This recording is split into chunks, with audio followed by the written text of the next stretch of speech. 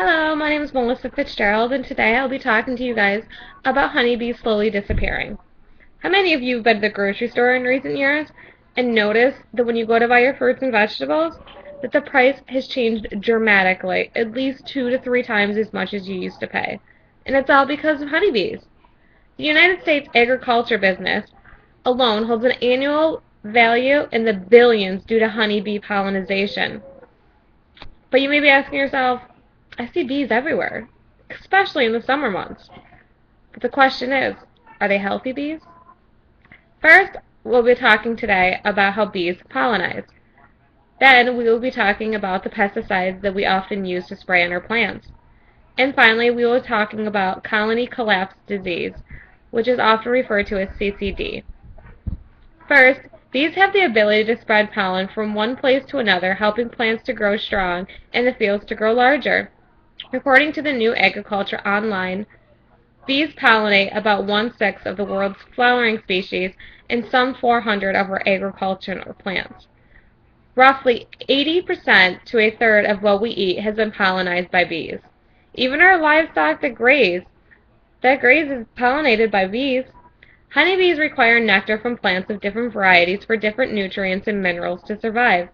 The plants that are often more times than not blooming are what we'd consider weeds. We pull them, we spray them, simply because we don't like them.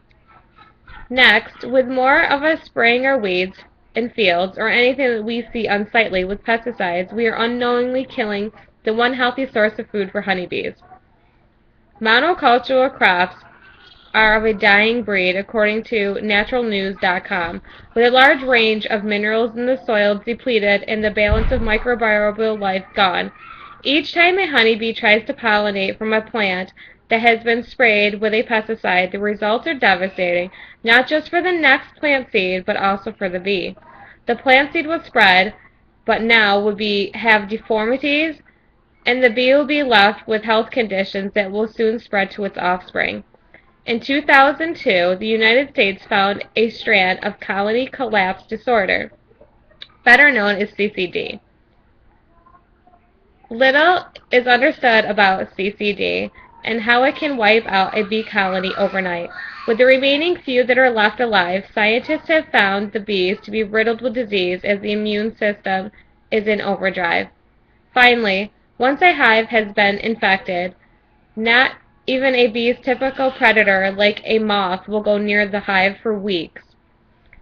Diana Fox Foster of Penn State is quoted as saying that they have found no correlation between CCD and any specific pesticides, while others have noted that stress from migrating beehives from one place to another may be related to CCD. Finally, in conclusion, bees throughout history used to be symbols of fertility, love, the soul, immortality, but it seems we have forgotten the importance of all the little things Mother Nature has put in place, and instead done everything we can to keep these pesky bugs out of our doorsteps. Science is working hard to remedy the decline of honeybee population in recent years with using wild bees to pollinate crops, while they can figure out a way to help the survival of the honeybee. But will the cure be too late? Can we stop the pesticides? Can we figure out a pesticide that's not toxic? These are things we need to think about. Thank you for your time today.